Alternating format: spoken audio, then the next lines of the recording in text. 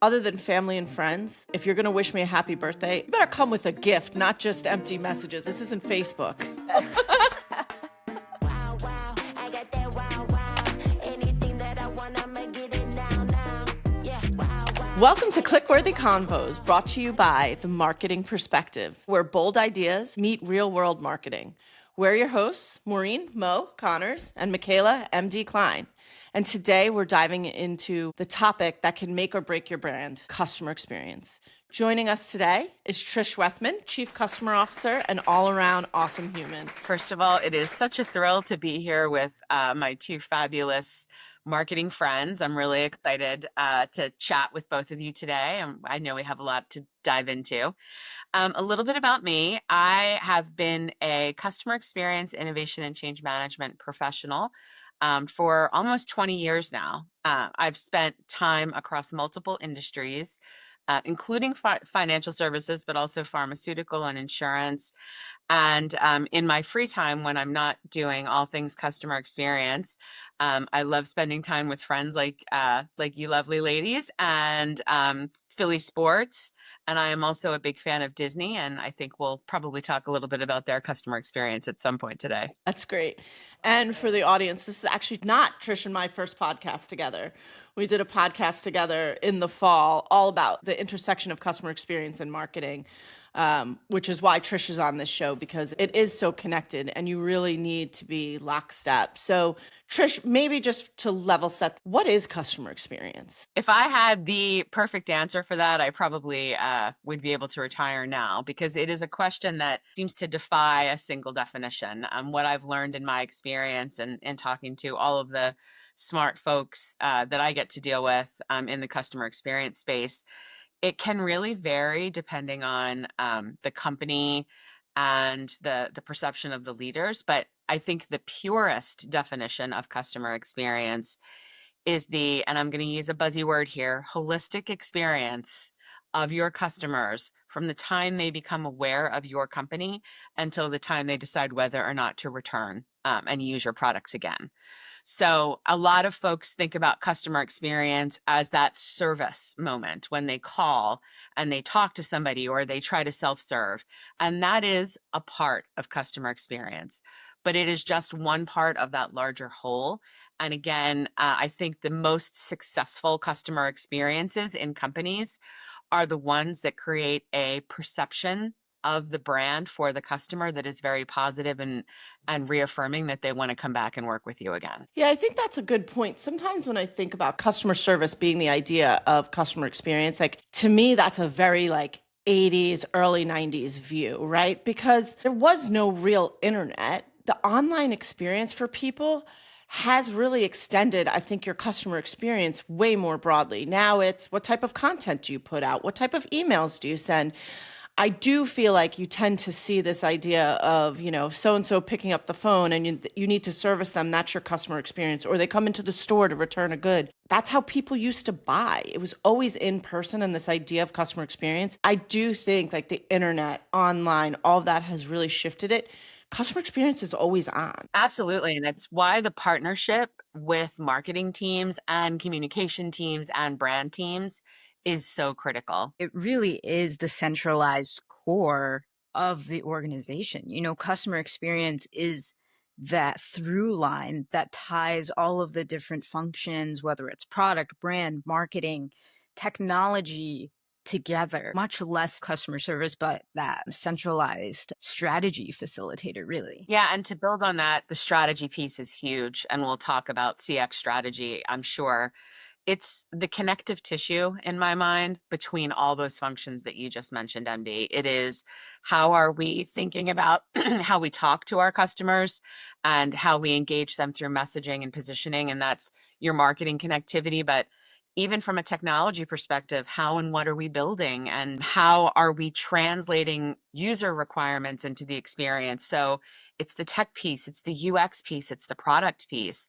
And then on the finance and credit side, it's understanding what are the unique attributes of your customers and how does that translate into a credit strategy and what you're trying to sell and what you're trying to build from a financial perspective. So we really are the in-between of all of these different functions. And it's why, in my experience, the relationship building aspect of being a chief customer officer has far and away been the most critical component. Yes, there's data analytics, and yes, there's the EX and CX connection, which we'll talk about, but really it is being able to build really solid working relationships with those stakeholders across the organization, like my friends in marketing. One of the things I think that we hear a lot when you go out to conferences, when you go and you listen to dynamic CEOs speak, and dating myself, but my very first job was at a company called MB&A, and they had a very, very strong purpose statement that was over every doorway, over everything, and it was think of yourself as a customer. It was embedded over everything, and I feel like we are hearing that more and more, that is almost the purpose statement, the rallying call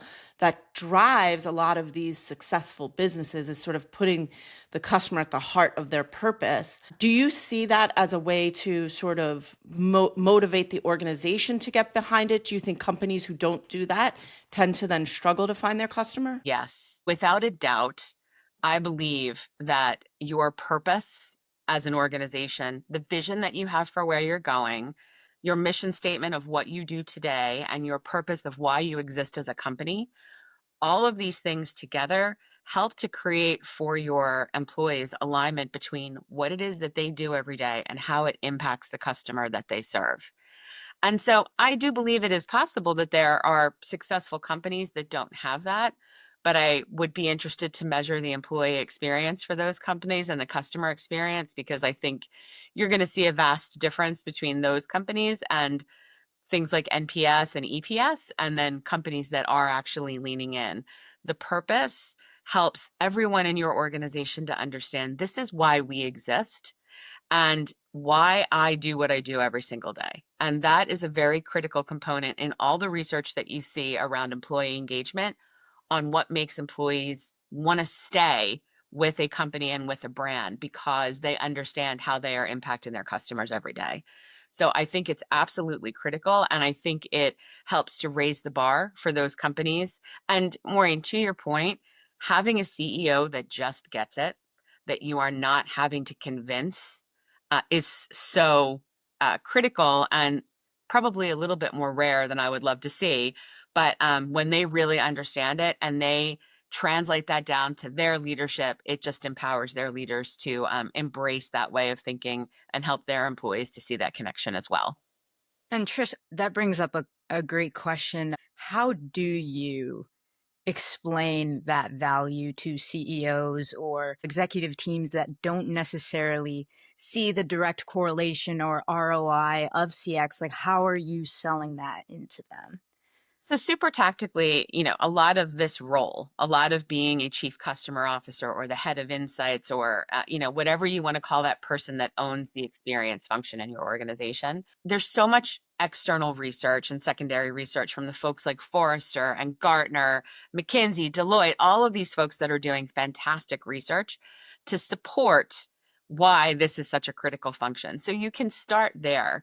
But often with a CEO, it's really putting the pedal to the metal. What are all the metaphors for saying, this is how CX impacts your bottom line? And in my experience, when you have doubting Thomases or doubting Marys in your organization, folks that don't want to buy into this CX connection from an ROI perspective, you have to start finding small wins in your organization to demonstrate where it's impactful. The way that you do that, again, is by having those relationships with folks in your organization and building the use cases. Maureen and I did a lot of that when we worked together. We were able to say, this research impacted this decision, which impacted this metric. And so I am also a deep believer, as much as I inherently believe that CX and EX are the right things to do, you do have to be able to build a case in many, many cases. The way to do that is to embed your insights function within the organization, create strong partnership, align to the metrics that matter to that organization, and then support those leaders in what they're trying to drive towards from a bottom line perspective. Yeah, I think that's right. I mean, I know that there are several schools of thinking on customer research, right? There are some people who say you don't actually need to ask the customer. You can make some assumptions, throw spaghetti at the wall, launch it, right? And then come back and sort of fine tune it to be what the customer wants. I have found that you don't necessarily need to get into an 8 to 10 week research project. But if you have your small customer base, you could actually go through quick pulse check surveys to say, like, is our messaging right on? It saves you a lot of marketing dollars if you're understanding how your messaging is resonating and what type of experience you're creating for your customers, which I think to me is why, like, having that close relationship with your CX, with your insights teams, it helps you move in my mind at a faster pace, because you're not having to kind of go back and unwind and figure out why customers are not responding, because you know up front. We actually did a podcast a couple of weeks ago where we talked about, like, audience mindset is so important to get right. You know, that's your message hierarchy. What motivates your customer, like really understanding that target audience and understanding what's important to them. Otherwise, you're throwing away marketing dollars that for a lot of companies you can't afford to. It's so true. And it's one of the biggest objections that I've seen from like a stakeholder perspective. Research takes too long. I have to move at the speed of light. I have to be getting things to market. I can't go do an 8 to 10 week research project. Maureen, you're spot on with the fact that having the pre-existing relationship with your insights team and knowing like what are the levers that you can pull to do that testing really quickly is so critical. Both of you know, we worked in a prior company together where we had stood up a community of customers. And, you know, listen, there's all kinds of tools out there. Anybody that wants to know about some of these tools, I'm happy to talk to them. They can reach out to me directly. But it was one of the best ways that we were able to move quickly because we stood up a community of customers. It was during COVID. We were able to go out to them and test in near real time positioning, messaging. What do you think about this? What are your top concerns right now in this moment? And we were talking to our customers, our folks that were working with our products every day and receiving our emails and understood and knew the company. There's also so many tools out there around agile research that allows you to do this so quickly with panels of customers. So I will laugh when someone tells me research takes too long because first of all, it just says to me they don't understand all of the different ways that you can research. It also tells me that they are making a lot of assumptions. And I'll go back to my parents' favorite saying, you know, never assume because it makes a you know what out of you and me. And when you assume that you know about your customers better than your customers do, you're starting from a very dangerous place. Trish, I literally just saw a metric in a case study, and it said that 77% of customers want businesses to invest in improving customer interactions, and 69% feel companies prioritize profit-driven tech over enhancements to the customer experience. Do you feel like it's difficult to prioritize those customer experience initiatives versus a profit driver tech enhancement? It can be. And I think the challenge there is oftentimes the data that folks are relying on is very thin. This is why when you are thinking about customer experience and a voice of customer program, you can't just be thinking about it from the perspective of surveys. You can't just be thinking about it through the perspective of one channel. Well, we had one review out on this review site that told us this. Let's jump and go deal with that. You have to look at the cumulative trends across all of these different channels of feedback and really start to hone in on what are the things your customers are telling us that are really impacting our bottom line in some way, whether it's acquiring, converting, returning, and align what you're learning to those areas of the business. Again, it comes all down to partnership and having those pre-existing relationships with your insights team. In the same way that you can't ignore customer experience, you can't also take one piece of data and go chase after it. I have a concept that I've talked about externally, which is what is exactly an insight? People ask what's customer experience, but nobody often talks about what is an insight. An insight isn't a piece of data. That is the thing that I think is most confusing for folks. We hear this thing from this channel or from this type of customer. Insight is really when you combine your experience feedback from those customers, your operational and behavioral metrics from internally, and your expertise. and you take these things together and you say, in order to solve this problem, we do this thing, that is insight. Insight isn't looking at one piece of data and acting, it's looking at the cumulative impact across all of these different parts of the experience and making decisions that you can then improve, remove friction, or do something new for customers. I love that. I do too. And one of the things, Trish, that I think people get confused when we think about customer experience is they think it's just the customer's always right, give them what they want, right? And it's not about that. Coming from a financial institution, you'd never say, let's improve our customer experience. We're going to approve 100% of people who apply for our product. That's not doing the best thing for the customer, and it's not doing the best thing for the company. Like, there is a balance there, but I do think people assume like customer experience is just free returns, approve everybody, things like that. But it's really a lot deeper. 100%. And, I don't ascribe to the fact that the customer is always right. Across multiple industries, I've seen customers that have behaved really badly or that have made false claims or that have come back and been very disruptive. But the customer is always human. And that is something that I think companies need to remember, especially in this new age of AI. So we have to be responding to the human being. There's empathy there. There's understanding the needs and priorities of your customer, and there's understanding the experience that you as an organization want to create. Back to your earlier comment, Maureen, about retail, one of the organizations that is doing this really, really well is Costco. If you talk Love to a Costco. customer, I was just there yesterday. they will, I'm sure. I am sure that I will be there at some point over this weekend. And I will tell you what keeps bringing me back to Costco is the fact that I know they are always going to have a selection of things that I need. I know that I am going to get a good value for my time and my money at Costco. And more importantly, I know there's always going to be people there that are friendly and want to help and point me in the right direction. I had an experience at a Costco not too long ago where I was checking out. I had to wait for a minute. And in that moment, a manager came over and started talking to me and was like, well, here, let me see if I can check you out over here. And he looks me up and he says, you spend a lot with us. I laughed. I was like, tell me something I don't know. And he said, but you are only at a basic membership. Has anybody ever talked to you about this different level of membership that gets you a little bit more for your investment as a member? And it's not something I would have thought to do on my own, but that person took the opportunity in that moment of the journey to say, I have an opportunity to upsell this customer, which is what it was, get Mhm. them to spend more. But it never felt like an upsell to me. It felt like this person really cared.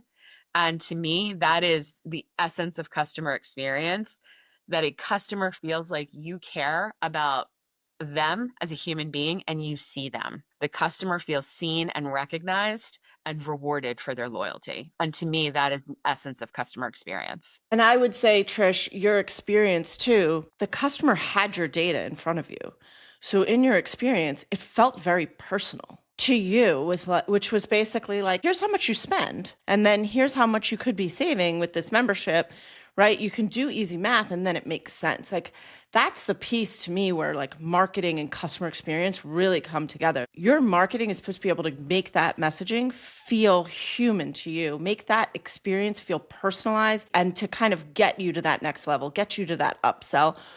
But without all of the surrounding experiences, the people that greet you when you come in, the good products, the reliable customer service, I don't think you'd have such a positive reaction to upselling. Exactly. And we talk about data so much now, and data is so critical to this. But I think sometimes we think about data as this incredibly complex thing. In this experience, he typed in my name and he saw how much that I spent in the course of a year.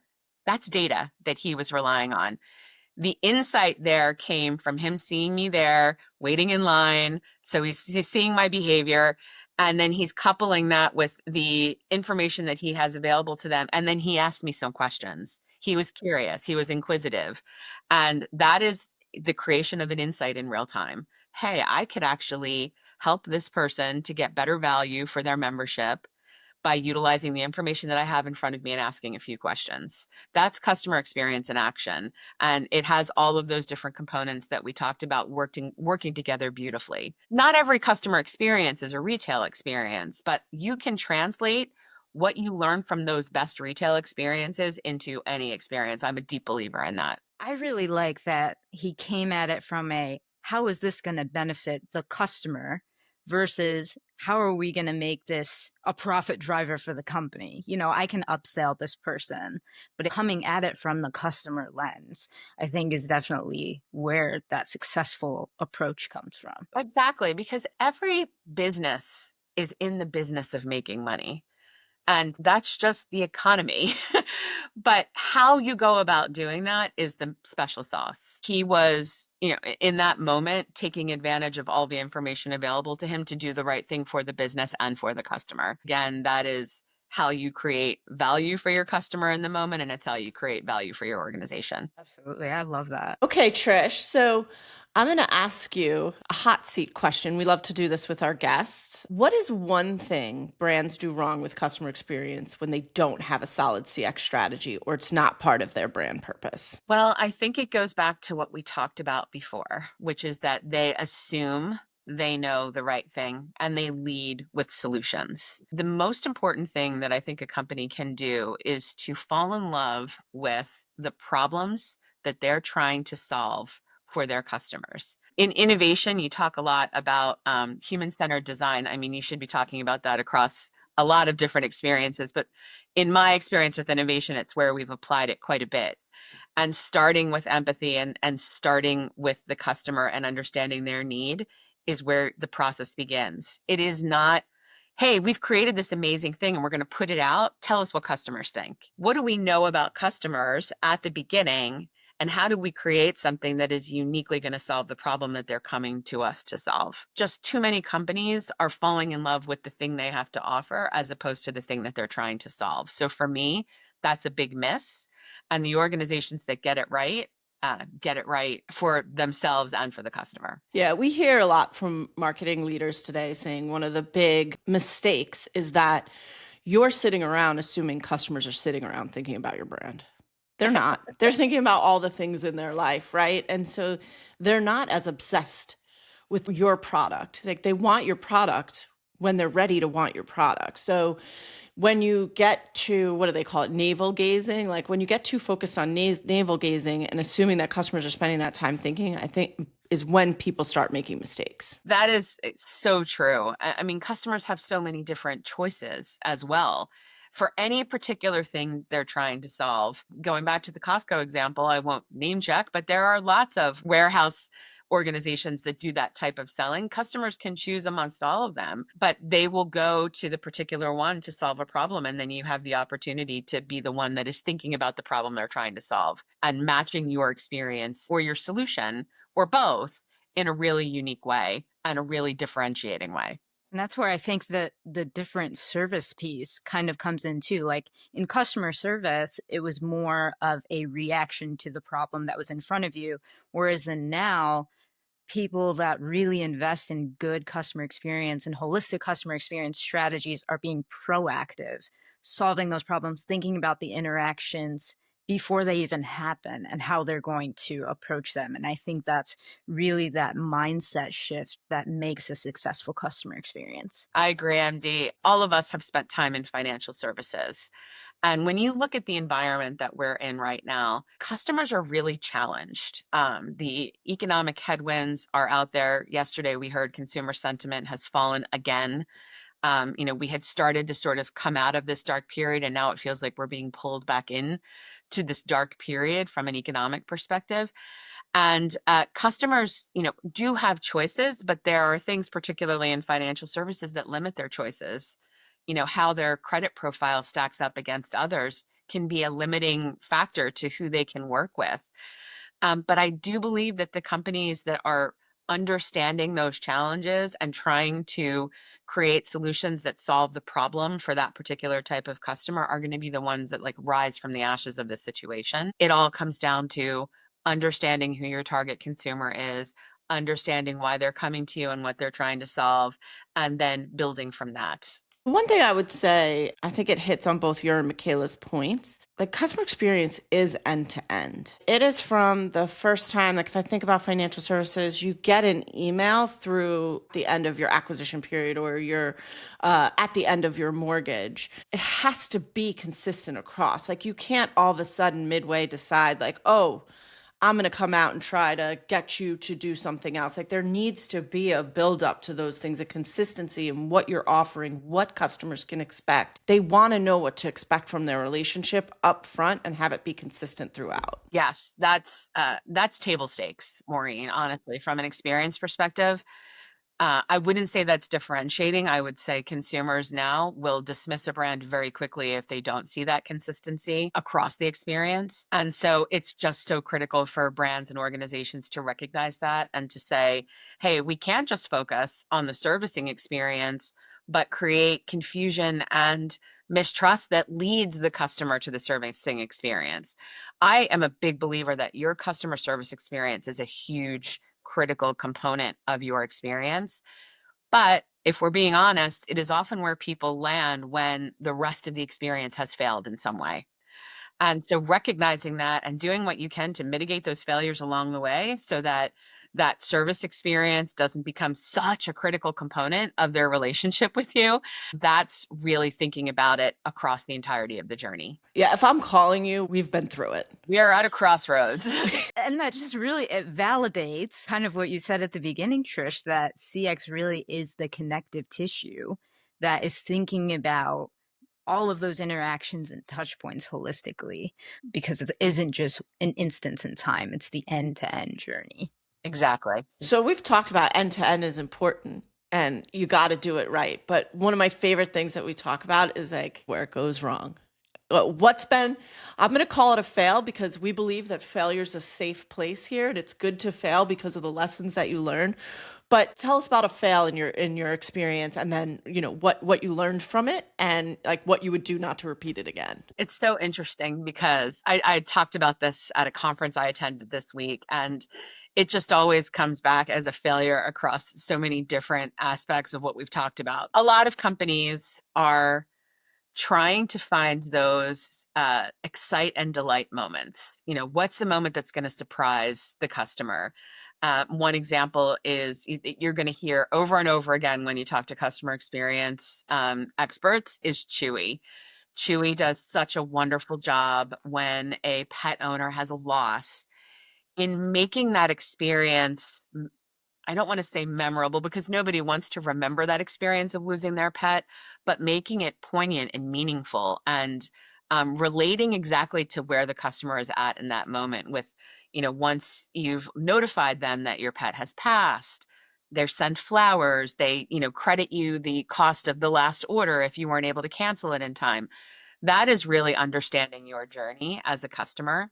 So as companies look for those moments, I think getting back to that word assume, that can come into play. And so I had an example in an organization where in looking for one of those delight moments, we had tried a concept of sending birthday cards to our customers. And we were very convinced that, this was something that people were going to love. The recognition. Wow, this company that I wouldn't expect to care about my birthday is sending me a card. Aren't we amazing? Let's let's try this. Let's send this out and see what happens. And we put a lot of time and energy into figuring out how to deploy this. And we worked with our design team and we really felt good and confident about this idea and how it was going to land. And the social media impact is going to be amazing. And I remember almost immediately we were reminded by our customers that we had missed the mark because almost immediately we got an influx of calls into our contact center, people worrying that, someone had gotten access to their data. Why are you sending me a birthday card? You're a financial services company. People were concerned about fraud. People were concerned about how we were using their data irresponsibly. And it just turned into this moment of, hey, did anybody stop and think, like, do customers even care if we recognize their birthday? Did we do any research? Did we have any feedback that would tell us that this was a thing that would be meaningful to this type of financial services customer? And it was just such an example of, assuming and thinking that you had this great idea and this great solve for a problem that ultimately didn't exist. And boy, did we learn very quickly that it just did not resonate with our customers at all. It didn't solve a problem for them. It made them feel a particular kind of way. It just wasn't the way that we had anticipated. And so for me, it was just great learning that, first of all, there are some baseline expectations that customers have when they're interacting with a brand around what value or what delight moments are going to exist. And Maureen, you talked about it before, like in financial services, that moment's probably you paid off your loan, you completed your mortgage. Congratulations. We're going to send you flowers for that, and not their birthday, where because of the financial state they're in, they may not have been able to celebrate, or they may not have been able to do the things that they wanted to do. Learning from those mistakes is really the most important thing. And then figuring out, like, how do we apply this lesson to what we're doing going forward? And it was a rookie mistake. And I will say, it's something that I hold near and dear because it is a great example of just making an assumption about how great your idea is without having a lot of evidence to back it up. I have seen my own child do this, and it always horrified me. Like when they open the card and sort of flip it upside down to see what's going to fall out. The customer sort of opened the card and flipped it upside down and said, "Where's my value here? This is a card from a financial services company. Where's my payment holiday? Where's my reduced APR? Where's my something in it for me?" I could save you on that DM package. Instead, why don't you lower my rate? Yeah, exactly. You don't have to send out these happy birthday messages anymore. Exactly. But I am also a deep believer, a lot of my work has been around the intersection of CX and innovation, and I'm a deep believer in learning that you fail forward. And we all learn Absolutely. something from that failure that we took with us. And to this day, it's something that I think about and sticks with me. Yeah. A core memory. A core Oh, memory. a core memory. You remember your failures a lot clearer than your successes, but I think it's those lessons that really just feed into making you better. And, we always say you can't be afraid to fail. You fail to win, Or would you say fail upwards? I liked that too. Fail forward. Fail forward. That Fail was forward. it. I did want to ask, so one of the metrics I think that gets a lot of attention, and I would say like both from haters and from people who love it, is Net Promoter Score, right? NPS. So what are your feelings on NPS? Do you think it is a good metric? And if it is a good metric, what lens do you think customers should be using for NPS? So it's a great question. And NPS is a very divisive metric. I was at a conference this week where I got to listen to the man who actually created NPS for the Bain organization talk about NPS and where it's landed. And even he was, a little bit disillusioned by where it's landed. And I think the fact of the matter is, NPS is a number. And as a metric, when you're dealing with human beings, numbers are a tough metric to meet. In my experience, where I think I've seen the most success with NPS, and by the way, he also said something that really resonated with me, which is that NPS is a great metric to see how you are treating and utilizing the best asset that your company has, which is their customers. So I think the way to think about NPS is that it is one of many metrics that you may be collecting. CSAT is another one, OSAT, digital satisfaction. There's so many different numbers out there related to how customers are perceiving and with perceiving your brand and interacting with your brand. I always come back to the thing about NPS that is so important is what is driving the NPS score. So if you have a voice of customer program, you're, likely looking at not just the number, but you're looking at what are the drivers that are creating that number? What are the moments of friction that are causing a customer to say, "I wouldn't recommend you," or what are the moments that are having them say, "I would recommend you"? Those drivers are often going to be directionally the things that tell you where you need to invest and prioritize. And so if you are looking at it through that lens of what am I learning through this number and how can I then take that back to the business and help them prioritize where we need to deal with friction, where we need to improve the experience, that is, in my mind, the best value you can get for that NPS score. What I don't think is successful is taking an NPS score and putting it up on a slide without any context. Context is so important in the conversation when it comes to customer, because again, your metrics and your measurements are going to tell you the what, but the context is the how and the why around that. And you'll get that from your qualitative data. You'll get that from looking at the holistic journey of the customer. And that context is what should be helping you to, again, create the insight that drives the decision making that helps to prioritize. So it's a long answer to what seems like a simple question, but I believe in the value of all of these metrics. But what ultimately matters is what you do with what you are learning.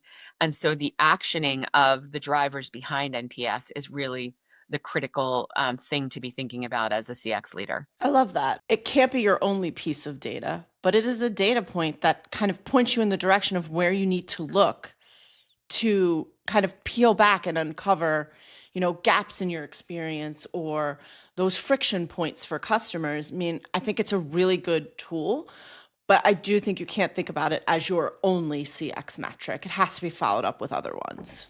Exactly. And as two of my favorite marketers know, you have metrics around, returning customers and acquisition.